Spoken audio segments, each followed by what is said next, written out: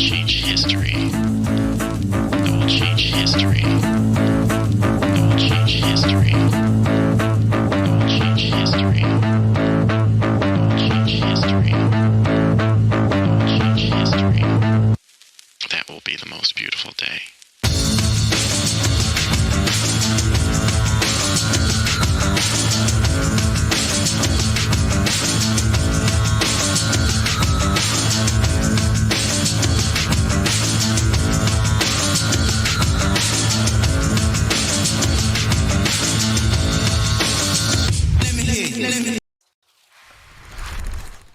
All right, ladies and gentlemen, thank you so much for stopping by this evening for our Ukraine War Report, our nightly report for June 13th, 2022. Big shout out to everybody that has stopped by today. I see quite a few familiar faces out there. Katlenberg, thank you so much for tuning in tonight. Kender, thank you so much for tuning in tonight. Mike Barry, 12 Dead Soldiers. Mother Saki, Jillian Lips, Michelle Welch, Utkin, Pyrotech. To all of you guys, thank you so much for taking some time out of your day to be here this evening. Hugo, I see you there as well. Again, to everybody, thank you so much for taking some time out of your day to be here to get filled in on what is going on in this ongoing and very bloody war in Ukraine. We're going to try our best tonight to get everybody filled in on what has been going on. We're on day 110 of Russia's invasion of Ukraine. Okay, just to reiterate that with everybody, it's been 110 days this war has been ongoing. We're going to start this evening, as usual, going through our primary headlines, as we usually do, and then we'll hop over into our community aggregated news from sources found in our Situation Room over on our Discord community server. After that, we'll hop into our open source reports from things like Live UA Map and some of our other tools. And then, of course, we'll finish up the show as usual with a little bit of a Q&A at the end. Again, just big thank you to everybody that stopped by tonight. If you haven't already, please hit that like button. Best way to get the algorithm's attention and get this information into the hands of a lot more people.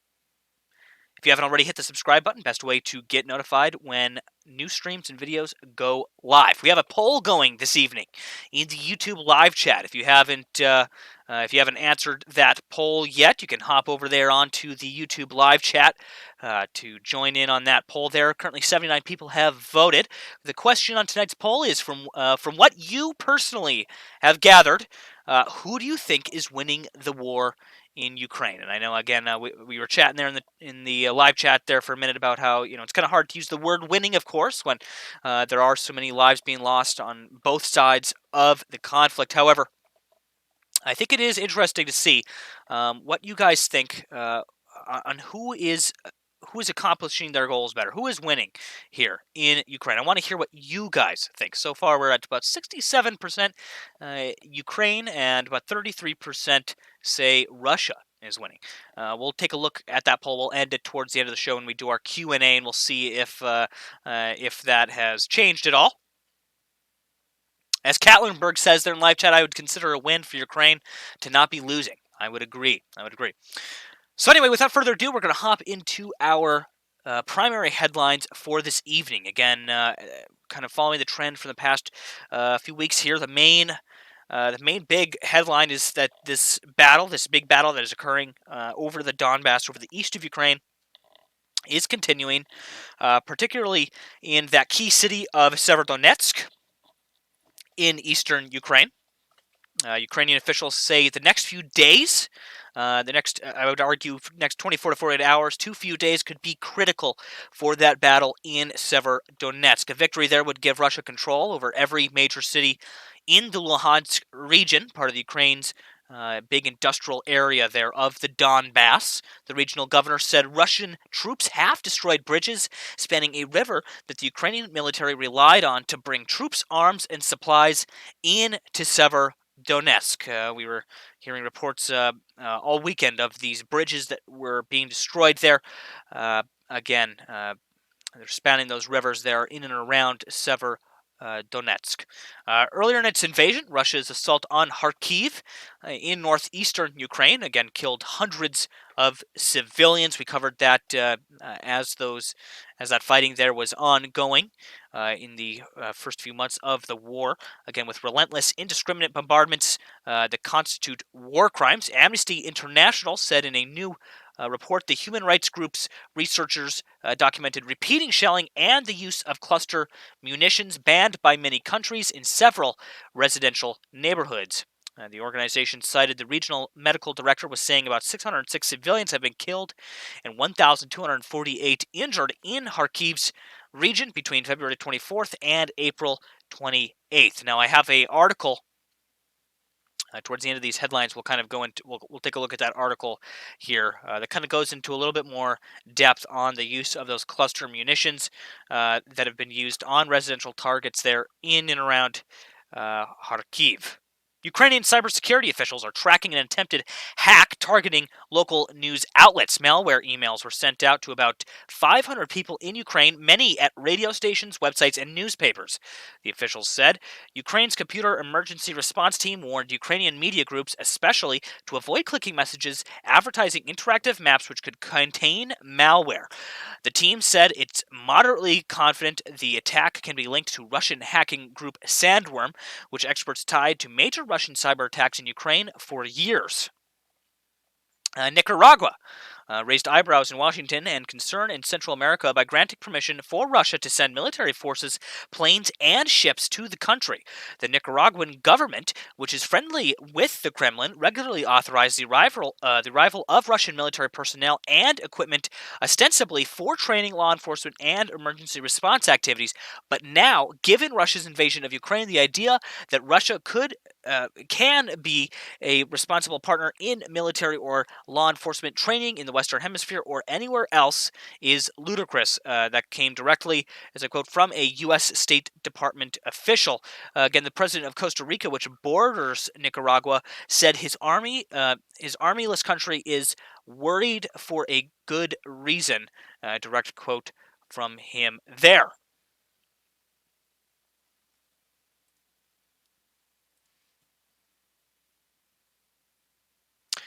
From a address earlier today from President Zelensky, he called, quote, the battle for Donbass, he called it one of the most brutal battles in and for Europe. Again, the battle for the Donbass region in eastern Ukraine, quote, will surely go down in military history as one of the most brutal battles in Europe and for Europe. Ukraine's President Volodymyr Zelensky said in his nightly address on Monday. This comes after Ukrainian military officials earlier in the day said their troops had been pushed back from Severodonetsk city center, which, along with its twin city Lysychansk, is at the heart of the current battle for what's still in Ukrainian control in the Luhansk region in Ukraine's eastern Donbass. A quote directly from his nightly address here. The price of this battle for us is very high. It's not just scary, and we draw the attention for our partners on a daily basis to the fact that only a sufficient number of modern artillery for Ukraine will ensure our advantage and finally the end of Russian torture of the Ukrainian Donbass, he added. Zelensky said a boy was killed on Monday by Russian shelling in the battle for Lysychansk that is currently underway at this hour as I bring you this report. This is it. A 6-year-old boy on Moskovska Street is also, as it turned out, a dangerous enemy for the Russian Federation, said Zelensky again in that nightly address. Expanding off of those bridges I was speaking about a minute ago, all 3 bridges into Severodonetsk are now impassable. Again, all of the 3 bridges connecting the embattled city of Severodonetsk with its twin city Lysychansk to the west are now impassable for vehicles, severely limiting evacuations for those trying to flee the city and supply routes coming in to the city. Again, according to Serhiy Haidai, head of Luhansk Regional Military Administration. He said the bridges made it possible to carry at least some humanitarian cargo, something related to reserves. It is currently impossible to use the bridges whatsoever. Another quote he said in that report, he said, Lysychansk is already being shelled very powerfully with heavy caliber weapons. They are destroying everything, both humanitarian headquarters and hospitals. But from Lysychansk, there is still an opportunity to evacuate people and pick up humanitarian goods every day. He said, unlike Severodonetsk, again, as those bridges have been destroyed there. He also said of Severodonetsk that Russian forces really control most of the city, estimating about 70 to 80% of the city is under Russian control at this hour. But he denied claims by the self-declared Luhansk People's Republic that Severodonetsk has fallen, saying this is not true. Part of the city is still controlled by Ukrainian defenders. If they had complete control of the city, Russian soldiers would not have died there, said Heyday. Again, high-intensity fighting is continuing in Severodonetsk. I would say on an hourly basis, the situation is changing there inside the city.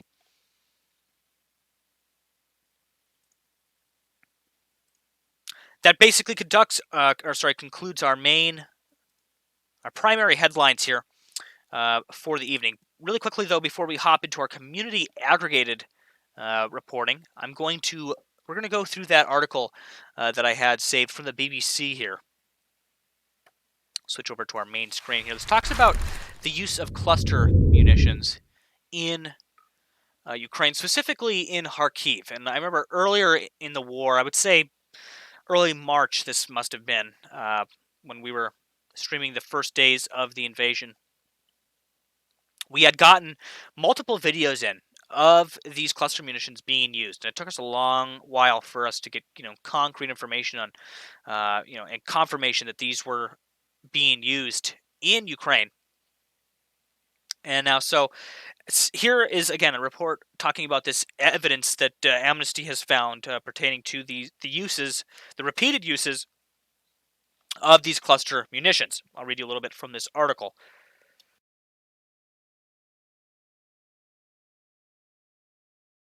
It says here, Russia has killed hundreds of civilians in the northeastern Ukrainian city of Kharkiv using indiscriminate shelling and widely banned cluster munitions, according to a new research by Amnesty International. Amnesty said it had found evidence of Russian forces repeatedly using N9-210/N9-235 cluster bombs, as well as scatterable munitions, rockets that eject smaller mines that explode later at timed intervals. The BBC visited 5 separate impact sites in residential neighborhoods in Kharkiv and saw evidence of a distinctive symmetrical spalling effect associated with cluster munitions. We showed images from the sites to 3 weapons experts who all said the impacts were consistent with the controversial weapons. Quote, those impacts are from cluster munitions. It's a classic signature, said Mark Hisney, a senior researcher in the Arms Division of the Human Rights Watch, a campaign group. Quote, and in one image you can see a remnant of a stabilizer fin from one of the sub-munitions. CCTV footage passed to the BBC by a resident at one of the sites showed successive clustered detonations, quote, a very strong indicator of submunitions from a cluster weapon, said Hamish de Breton Gordon, a former British Army colonel and Cambridge University weapons expert. You can see here kind of what some of that looks like. This is a spalling pattern created by cluster bomb impacts seen in Kharkiv residential neighborhoods. You can see that picture on the ground there of that spalling effect.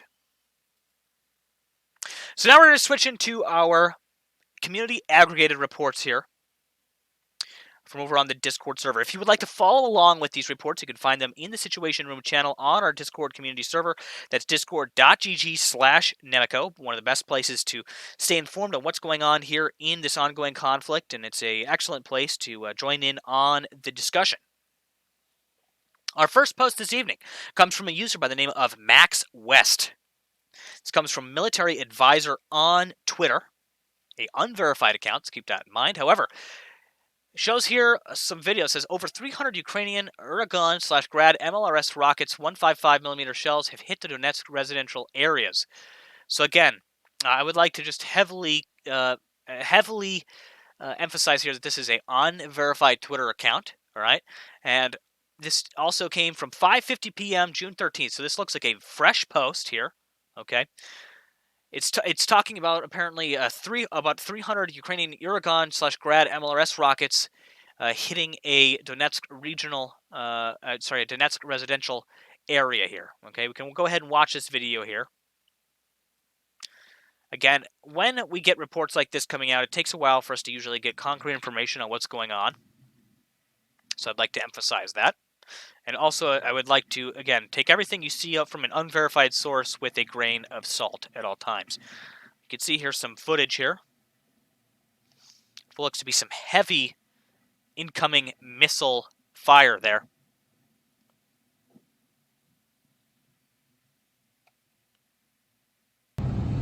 Probably do some desktop audio there so we can hear these sounds from off in the distance there.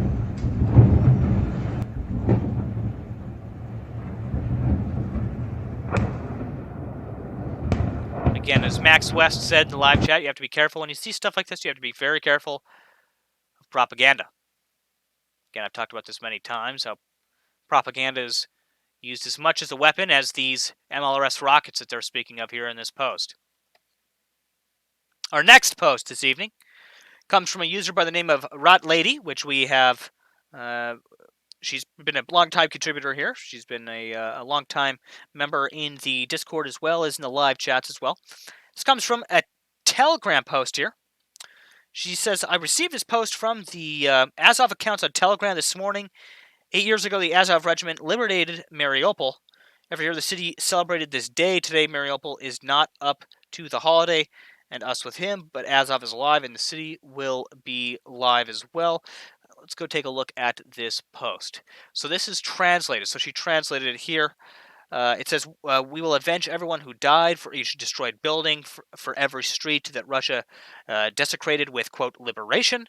Putin thinks that Azov has remained under the rubble of Avastal, but Azov is now the whole country. Azov will return to Mariupol, and we will fight until every Ukrainian city and village is liberated from the occupiers. Glory to Ukraine. Again, this was received from the Azov Telegram account, which you're seeing here on screen. Again, thank you to RatLady for posting that in the Situation Room. Next post here, a little bit of a heartwarming post here. This comes from Rekman151, posted by Nexta on Twitter. It shows a puppy in a trench with Ukrainian defenders that feels that next to the fighters of the armed forces of Ukraine is the safest place.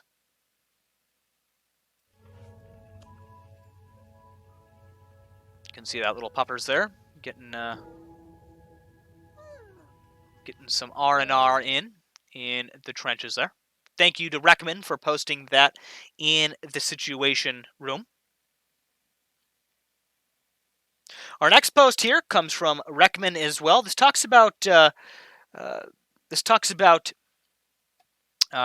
McDonald's rebrand, which has occurred inside Russia. Some of you might have heard about this. This has been covered over the weekend heavily on mainstream news, talking about the McDonald's locations that were shut down in Russia and have now been sold and rebranded. This is talking about the logo of the Tasty restaurants, which is what they're calling them now. Apparently, they ripped off the logo from a Portuguese company. You can see there the M. You can see there the M. I don't know. I mean, there's a lot of companies out there that have similar logos. You can see, yeah, I mean, that is very similar. That is arguably extremely similar. From what I heard, this is supposed to represent 2 French fries and a hamburger. A red dot and 2 orange lines. I mean, maybe I could see it, but yeah, definitely an interesting business move there. Again, thank you to Rekman for also posting that there.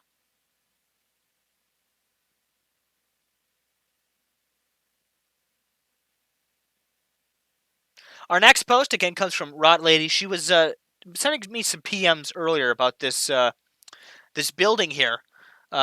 She says, I think this is where the camera is that we lost in Popsana. These 2 pictures show the damage to the building after this weekend's fighting. So there was a camera that did have a building that looked similar to this. This could be it. Again, this is pictures from Popsana, Ukraine. You can see destruction on that building there. So there's speculation that this might be that building where that camera was located. Really quickly, I'm going to check that actually, because I think I have that camera, and I think I know what camera that was.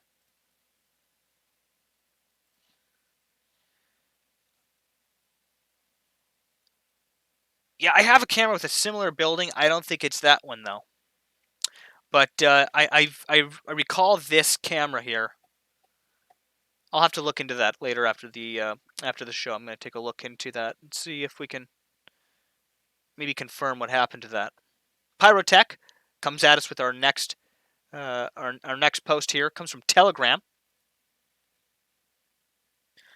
This is a post he translated here. On June 12th, the Air Forces congratulated the occupiers on the Russian day of the killed Su-34 anti-aircraft missiles on June 12th at about 10 a.m. in the Izium district of Kharkiv region. Troops of the Air Force of the Armed Forces of Ukraine hit a Russian Su-34 fighter bomber. Russian planes worked in pairs attacking the positions of Ukrainian defenders. After entering the area of Ukrainian air defense, one of the enemy planes charged course, and the pilots of the other decided to try their luck. Quote, good luck. The anti-aircraft gunners answered and brought down the daring drying, thus congratulating the occupiers on, quote, Russia Day. Again, some of that English translation is a little bit broken there, but you kind of get the gist. The plane crashed into the temporarily occupied territory. Whether the surviving pilots succeeded is being clarified. In addition, on June 12th, an anti-aircraft missile unit shot down a Russian Orlan 10 UAV, and the strike aircraft of the Air Force made several air raids on enemy positions of the occupying forces. Powerful blows were inflicted on the accumulation of enemy equipment, the enemy's manpower. As a result of the airstrike, the missile and artillery depot was destroyed. Again, they go on to say, glory to Ukraine, death to the occupiers. Again, thank you, Pyrotech, for posting that over in the Discord server in the Situation Room. Again, just a reminder, if you haven't already, we are running a poll in the live chat on YouTube, in the YouTube live chat. If you guys haven't already, go over there and enter your vote in the poll, and we'll go through that at the end of the show this evening. Our next post here comes from Kayuka, longtime contributor. Thank you so much, Kayuka, for sending this over from Ukraine Forum. I believe this is Ukrainian multimedia platform here. Again, this talks about fierce street-to-street fighting ongoing in center of Severodonetsk. I'll read you a little bit from this article here. Street-to-street fighting continues in the city of Severodonetsk, with the enemy command attempting to capture as much territory as possible. Ukrainian Defense Ministry spokesperson Alexander Motyziuk said this at a briefing at the media center Ukraine and Ukraine Forum. Russian troops are using the tactics of the Second World War and consider the encirclement of Ukrainian troops and the capture of territories to be their main achievement. The enemy attaches special importance to achieving a significant advantage in artillery and armored vehicles with virtually no infantry maneuvers. A sign of this is an analysis of reports including about the course of hostilities in the city of Severodonetsk, where street-to-street fighting continues. The enemy command does not reckon with losses and tries to capture as much territory of Ukraine as possible. The occupiers are suffering heavy losses in the infantry units of Rosgvardia and the Russian armed forces, and are advancing only using assault aircraft. Again, if you'd like to read that full article, you can find that in the Situation Room on the Discord server. Our next post here comes from Miss Chris. Thank you so much for posting this in the Situation Room. This comes from Nexta on Twitter. Ukrainian police are investigating more than 12,000 cases of civilian deaths. 1,200 bodies have not yet been identified. Again, this came from the head of the National Police of Ukraine, Igor Kimenko. Again, you can see Picture there of that press briefing. Our next post here again comes from Cayuga. This comes from 1945, a journalism website here. I actually have not visited before. It's a article talking about Putin has a problem. Ukraine knows how to fight an insurgency. Bloody fighting. I'll read you a few paragraphs here, but then if you guys would like to read the entire article, you can find it in the Situation Room as usual. Bloody fighting continues in Ukraine's Donbass region. Russian troops slog to advance yards at a time in the city of Severodonetsk, only to be thrown back by counterattacks, but Russian troops face another threat in areas that they have taken. Ukrainian head of intelligence, General Kirylo Budanov, announced back in April that an insurgency was getting ready to start. That insurgency is growing inside of Russian-occupied Ukraine, and the attacks against Russian troops and proxy government leaders are getting worse. I know we've talked about a few of those attacks in recent weeks. Next up, we have a defense intelligence update from the United Kingdom. This comes to us again from Cayuga. Thank you, Cayuga, for sending this over. This is the latest defense intelligence update on the situation in Ukraine as of the 13th of June, 2022. Let's take a look at it. Over the weekend, the battle around Severodonetsk has continued to rage. Over the coming months, river crossing operations are likely to be amongst the most important determining factors in the course of the war. The key 90-kilometer long central sector of Russia's front line in the Donbass lies to the west of Seversky Donetsk River. To achieve success in the current operational phase of its Donbass offensive, Russia is either going to have to complete ambitious flanking actions or conduct assault river crossings. Ukrainian forces have often managed to demolish bridges before they withdrew, while Russia has struggled to put in place the complex coordination necessary to conduct successful large-scale river crossings under fire. Again, a very informative update there, intelligence update, and coming directly from the British intelligence. Our next update here, again, comes from Cayuga. This is the last one for this evening. He says, interesting on artillery and tanks used for indirect fire. This is by Trent Teleninko. Again, I believe this is an unconfirmed source on Twitter, so keep that in mind. This tweet needs some context both for what the Ukrainians are doing with the T-64BV and for understanding Ukraine's growing artillery ammunition crisis. Again, with artillery shells in short supply, the Ukrainian forces are using tanks like artillery pieces more and more. On Friday, we watched a T-64BV lobbing shells into Russian positions as a drone and forward observer helped adjust fire. For explaining the context of that Ukrainian T-64BV playing self-propelled artillery, I'm going to be drawing from the following article. According to Ukraine Defense Express, Ukraine started the war with about 300,000 Russian artillery caliber shells and was reinforced with another 225,000 Russian caliber 122mm and 152mm shells by NATO. Ukraine has been firing at rates of about 5,000 shells a day compared to 60,000 shells a day by Russia. Ukraine is over 108 days into the war. Again, now at about 110. Not all types of Russian artillery guns are equal, and the AFU has burned through most of its 152mm shells. This is why a representative of the main intelligence directorate of the MOD said that Ukraine has one artillery gun against 10 to 15 Russian ones. While there are East European, NATO, and other manufacturers of 122mm and 152mm shells, they cannot produce at rates matching Ukraine's rate of use. This is horrid. When you compare Russian and Ukrainian artillery, Russia outnumbers Ukraine's total guns 2 to 1 with heavier guns. Worse, the 152mm Ukrainian guns are about 60% of its tube artillery, while Ukraine has gotten more 155mm shells from NATO than it's had 152mm shells on the 23rd of February.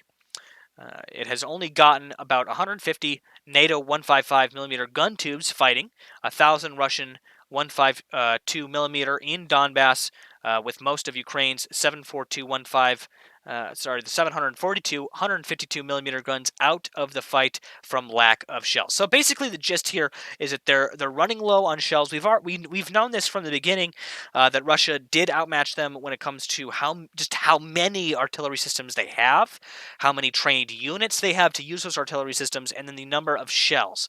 That's the big problem for Ukrainian ground forces right now. Is just the lack of shells, how much equipment they have. They need more equipment. That's been the big argument here. That's been the big push here in the West, is kind of convincing our politicians that, hey, they need more shells, they need more weapon systems. We need to get that stuff over to them as soon as possible. Again, thank you to Kayuka. Thank you to everybody that posted those community aggregated reports in the Situation Room this evening. At this time, we will be switching over to our open source reports coming from Live UA Map. That's ukraine.liveuamap.com is the best place to get these. Go ahead and refresh that for you guys. We're going to scroll all the way down to about the 12-hour mark here, and we're going to take you guys through everything that has happened in the past 12 hours in Ukraine. Here at the 12-hour ago mark, Speaker of the Ministry of Defense of Ukraine says Russian troops gained ground at the northern outskirts of Stary Saltov, carried out remote mining near Petrivka. You can see when I click on this post here on the map where that report is located. You can see highlighted in yellow. 11 hours ago, Russian troops at Izbitsky, north of Stary Saltiv, not near Stary Saltiv. Again, you can see where those Russian troops are. So here was that first post. Here's where that other report came in after that. At 10 hours, European Commission today had an orientation debate on the membership application of Ukraine, Moldova, and Georgia today. Looks like candidate status with conditions for Ukraine and Moldova, but still questions marks about Georgia. Decision on Friday, and the member states to give final verdict next week. Again, that's for that European Union candidate status. 10 hours ago, the government of Ukraine has banned the export of fuel oil, Ukrainian gas, and some types of coal. Again, I believe this is not just to make sure. So there was some resources slipping into Russian territory earlier in the war. So this is not just to ban that from occurring, but this is mainly, I think, because they have such little gas, such little coal in the country right now, such a little fuel oil in the country. They're banning. It's wartime, so they need to keep all those resources in the country for the war effort, for people that are living in Ukraine as well. And so again, they've now moved to fully ban the export of all fuel oil. So there's no fuel oil leaving Ukraine. There's no Ukrainian gas leaving Ukraine, and there's some types of coal have also been included in that ban as well. 10 hours ago, destruction in the town of Zeledolsk after Russian shelling occurred overnight. You can see here a picture on screen of that damage. 10 hours ago, grave with 7 bodies with signs of tortures found at former positions of Russian troops near Marotsky village of Kiev region. You can see where that was located there. Not too far from Hostomel. Very interesting. 10 hours ago, Lithuanian TV anchor Andrius Tapinas says we just bought and will deliver ASAP 110 powerful Lithuanian-made anti-drone cannons, the EDM-4S Skywipers. Price, 1,500,000 euros. Cannons will be distributed among 35 Ukrainian military units. 9 hours ago, more explosions were reported in Donetsk. You can see here a video actually on screen. Or actually, there isn't a video for there. It just has a play button there. I thought that was a video included. 9 hours ago, Russian army shelled Zapsila of the Sumy region, Kursk and Hermach of the Cherniv region. Again, that came from the evening report from the General Armed Forces of Ukraine.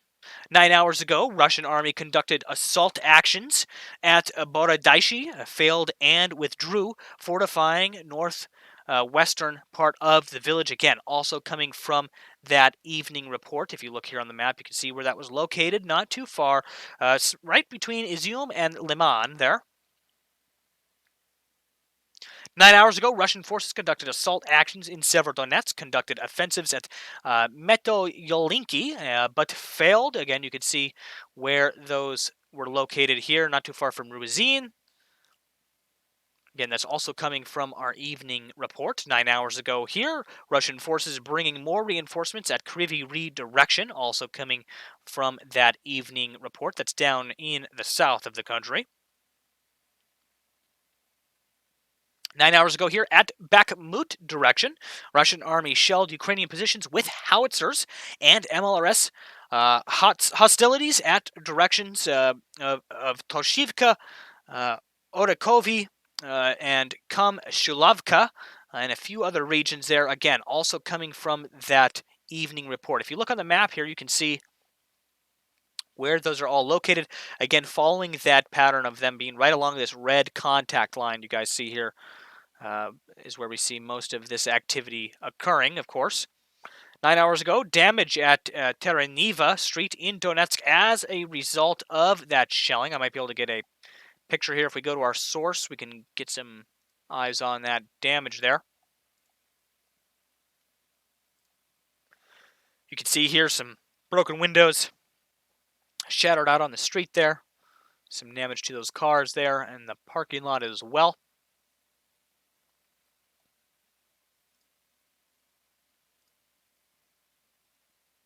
Nine hours ago, during the day, Russian army shelled Oleksandrivka and a multitude of other regions there, again, and a territorial community. No casualties, only material damage. So that was good. Nobody was injured, thankfully. However, there was a lot of property damage that occurred there. You can see where those strikes occurred on the map there, highlighted in yellow. 8 hours ago, fire today in Shebinko district of Belgorod region. So I believe that is in Russian territory. So this is a fire today that occurred on Russian territory. Let's take a look. Coming from Telegram. You can see a billow of smoke rising. Again, this is reportedly in Russian territory in Belgorod. So this is not in Ukraine. This is happening in Russia. You see there that fire was reported.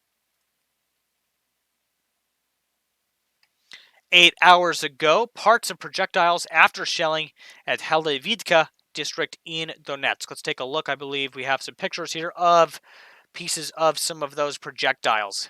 This looks like parts of projectiles. So this might have been, this looks like it was from some kind of missile system, most likely. It's hard to tell, though. Yes, it definitely looks like it was part of a larger missile system.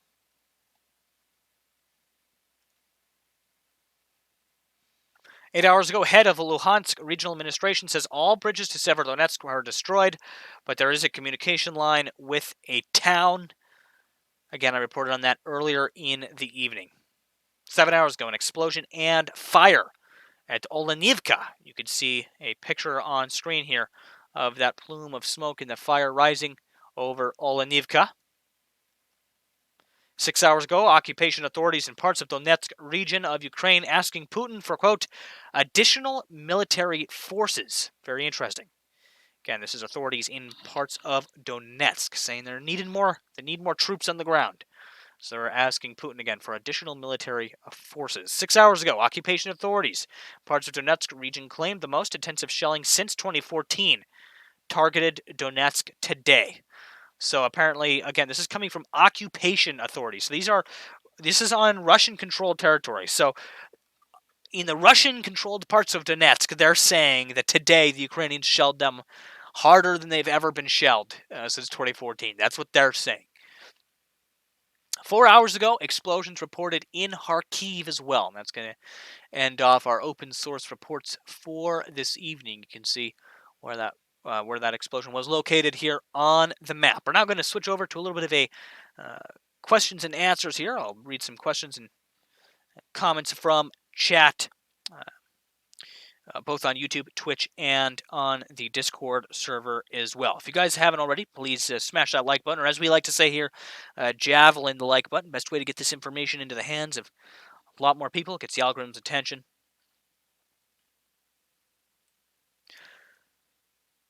So our poll, I guess we could start with that. I'm going to go ahead and end off the poll this evening. Earlier, before the stream started, I put up a poll. It said, from what you have gathered, from what you guys personally have gathered, what do you think, who do you think is winning the war in Ukraine? So we just went and ended the poll there. I'm waiting for the results to come back. And so out of 145 votes, 63% of you said that Ukraine is winning.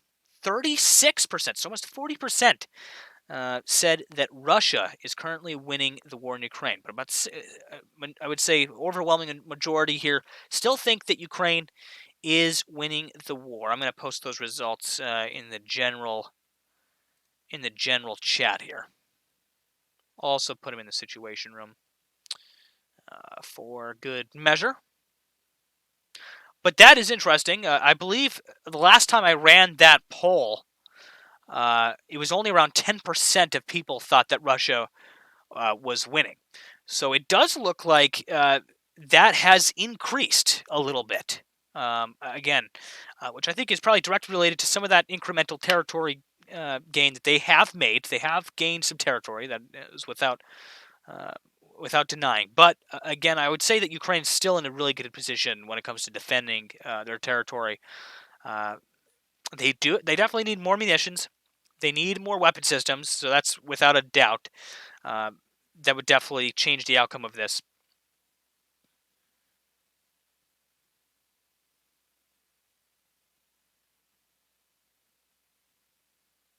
Yeah, as Katlenberg says, but the Ukrainians can hold as long as they have the will and the ammo. Yes, the ammo I think is really an important one. I mean, they're really resourceful. We've seen, as I was talking about earlier. I mean, they're using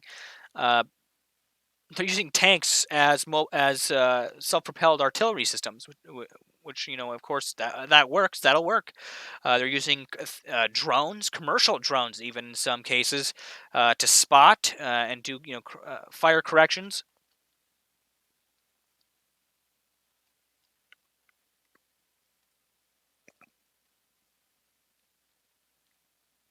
Stephen Gregory asks, Nemico, are the harpoons still holding the Russian Navy at bay? So the Russian Navy has taken a few losses. I don't think we're going to see too much more involvement from the Russian Navy until they look to take some more areas, possibly Mykolaiv. If you look on the map here, I could show you actually. In the south, see, they've taken Mariupol, okay? They've taken Crimea here. The only real thing they need the Russian Navy for is if they're going to take any of the territory here along the southern coast, or if they're going to launch munitions from sea on any of these towns and cities and targets here. But really, the real brunt of the Russian Navy will be used to do things like take Mykolaiv, to take Yuzhny here and some of these towns here, and possibly even Odessa if they feel capable of doing so in the future. But I don't think we'll be seeing too much more of the Russian Navy for a little while until they look to maybe take some of those objectives. Right now, though, the Donbass is really what the Russians' primary objective is.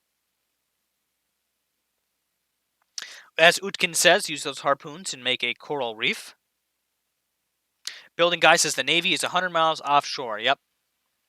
Yeah, so again, we've been tracking those Maxar images over the Black Sea, and you can often see Forte 10 hanging out over the Black Sea as well, and they're basically tracking those Russian naval movements that are happening down here. But again, they're not getting too involved. They're holding steady.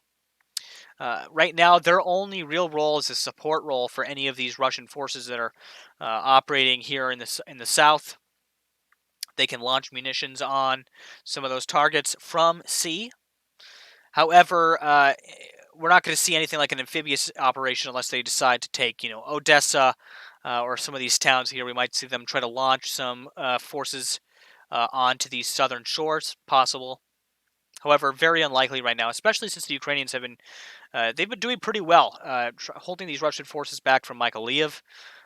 Before they take anything like Odessa, they have to take Mykolaiv, and they have to take these areas here first.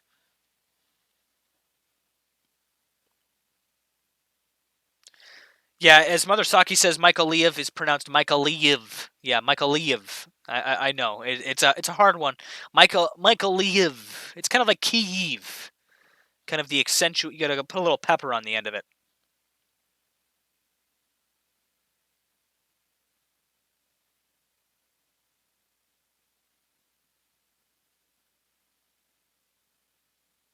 X Custom Cluster, thank you so much for tuning in this evening. As Katlenberg says, we all know that Russia won't use paratroopers again. Yeah, I don't think they will after the failures that they had in the first week of the war. It didn't go very well for those Russian paratroopers.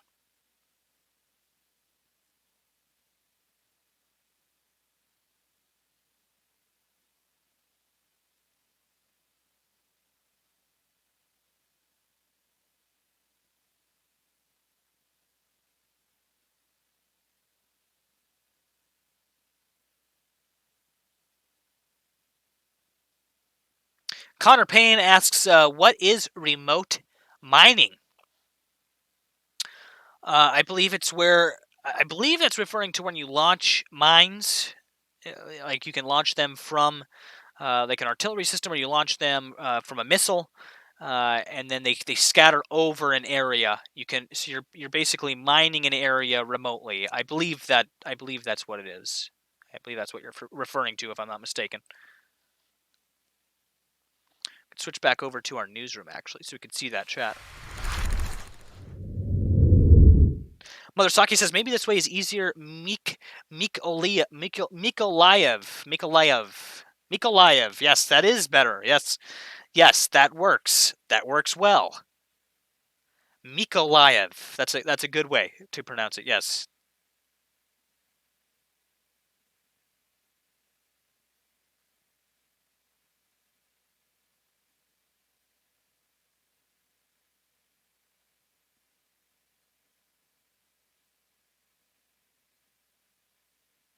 Connor asks Nemico, how much army does Russia have left in Russia that they could deploy? They do have forces that are not deployed.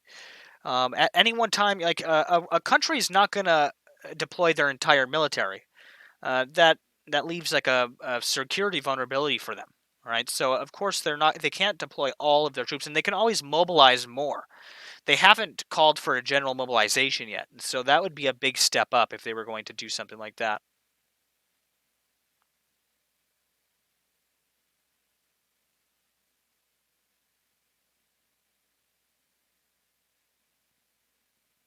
X Custom Cluster asks, "Have you seen how Russia does an amphibious assault, giant hovercraft?" I've seen like their propaganda videos they've put out on, from like RT and stuff like that, but I've never seen them actually do it in practice. We've seen training footage of them doing it, but we've never seen that done in practice.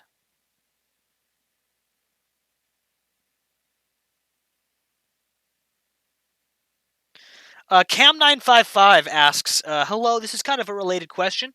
If war breaks out in the Middle East because Israel and Iran relations have been getting very worse, and Israel attacking Syrian military outposts in Damascus's airport, will you be able to cover both wars at the same time? If a major war broke out between Iran and anybody, yes, I'd probably cover that. There's three big ones I think that I look to cover. There's the Russian-Ukraine wars. There's the Russia v NATO. There's Russia versus the West. Okay, then you have China versus the West. So you have the China-Taiwan South Pacific situation. Okay, so that's another one that I plan to cover in the future. God forbid, hopefully that doesn't ever actually occur, but if it does, I will be there to cover it. And then you have, of course, Iran. You have Iran and Israel, and just the possibility of a broader conflict erupting in the Middle East. And then, of course, North Korea plays a role in there as well, but that's also kind of involved in the South Pacific and China.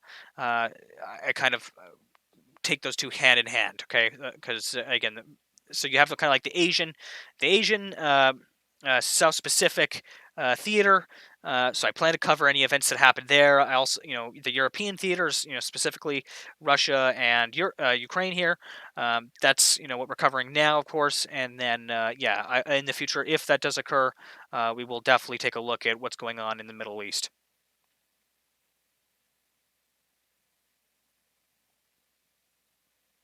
Mythical says, thank you, Nemico. Thank you, Mythical. Thank you so much for stopping by tonight and tuning in. Connor Payne asks, but have they used all available troops without mobilization or bringing troops from guarding borders? I don't think so. I believe they do probably have more battle groups waiting across the border. I mean, we've seen that from Maxar images. They do have troops across the border that they can deploy if they need to. There are assets there. There are forces there that they can use without calling for a general mobilization. As Katlenberg says, calling a general mobilization would require declaring it a, quote, war, and it appears that Putin is afraid of domestic reaction to drafting kids of Russian cities. Exactly. He has a as I've said this multiple times since the war broke out, he has a election coming up. And I know we've talked about this a lot. You know, Putin, if he wants to win an election, he'll win an election. But that aside, he does still have to kowtow to public opinion. Okay, he needs to look good. He has probably one of the highest approval ratings he's ever had right now, and he needs to keep that. And the way he keeps that is by not sending home more Russian body bags. I talked about this in the beginning of the war. He used mainly conscripts from those separatist regions. Okay, they sent in the Chechens. They sent in all these forces, but Russian kids. Okay, and so the more Russian kids that they have to send in, that's like the worse off he is when it comes, you know, uh, to people, you know, how they view him back home. All right, how he's viewed politically back home. Kendra, thank you so much for stopping by tonight. Says thank you as always. You're awesome, Nemico. You are awesome, Kendra. Thank you so much for tuning in this evening. Mike Barry, Speedy Squirrel. Thank you so much for tuning in. Good morning to you. Itchy the Killer, LD 429. Thank you so much for tuning in. To everybody that stopped by tonight, thank you guys so much for taking some time out of your evening to get filled in, to get involved here. Okay, to get in the know on what's going on in this ongoing war. Again, day 110 today. New reports every evening at 8 p.m. Eastern Standard Time, every weekday evening, 8 p.m. Eastern Standard Time. That's 3 a.m. Ukraine time. You can find us here then. 24/7 cam stream is up all the time. All right. So if you want to continue the discussions in the live chats, you can. If you want to keep an eye on the cameras and the data feeds coming through on that 24/7 cam stream, we got that, guys. We got that up for you guys 24/7.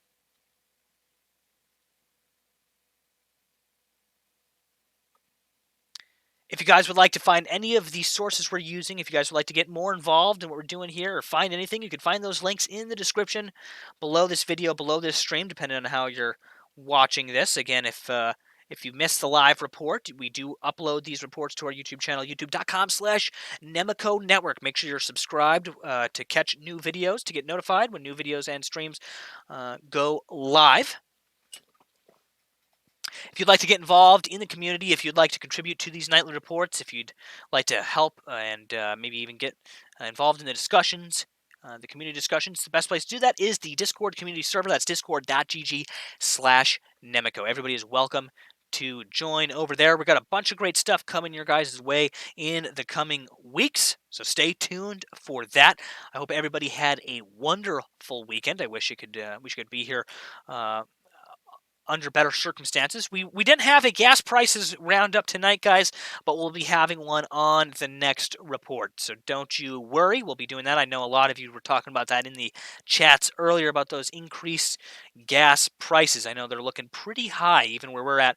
It seems those prices just continue to go up. Pyrotech in the general chat over on the Discord just said, "Love your fireworks a day posts. Thank you for the report and cheers." Thank you so much, Pyrotech, for tuning in tonight. I'm glad you're liking those. Yeah, every year I do a thing where I light one firework a day. I actually do them all around Memorial Day, and then I just upload the videos. Sometimes I get a couple in outside of like when I get some free time. But the whole goal is to upload one firework short, one under 60 seconds a day, basically the whole summer. Sometimes it goes into fall and winter right up till New Year's, and then I take a break from New Year's till about Memorial Day here in the States, so that's about May. Jillian Lipp says, "Thank you, Omnissiah, for keeping us all updated. Great reporting." Thank you so much, Jillian. Again, I'm always trying to improve these reports here and kind of bringing you guys, how I bring you guys the news and how I bring you guys this information. Trying to make improvements as much as I possibly can. Again, we got a whole bunch of new stuff coming down the pipeline for you. It's been really busy here on my end, but we're going to get the ball rolling and get some of that stuff out to you guys. Again, thank you so much to you constant viewers, you guys that have been here since the 24th of February, and some of you even before then. Again, it means a lot to me. Our 10-year anniversary on YouTube is coming up it'll be the 22nd of June. So on the 22nd of June, coming up here is our 10-year anniversary. So I'm kind of starting to get the ball rolling. We're working on a video for that 10th anniversary kind of celebration there, and then also we have our 50/60,000 subscriber special that we gotta come up with something for, and then the July 4th fireworks show. That's going to be a big one too. So we're gonna have to figure out how to do everything for that. But I'll be bringing you guys a whole bunch of that stuff in the coming weeks here. Again, thank you so much for stopping by. To everybody, if you haven't already, again, hit that like button, hit the subscribe button. It's the best way to support us, best way to get notified when we come out with some new stuff. Make sure you're back here tomorrow night, 8 p.m. Eastern Standard Time, 3 a.m. Ukraine time for our next report. Until then, guys, you've been watching Nemico Network.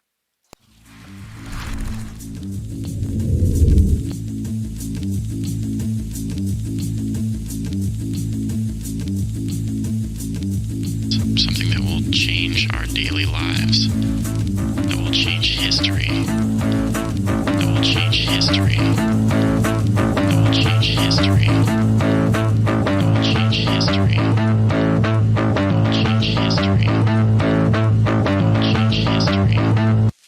That will be the most beautiful day.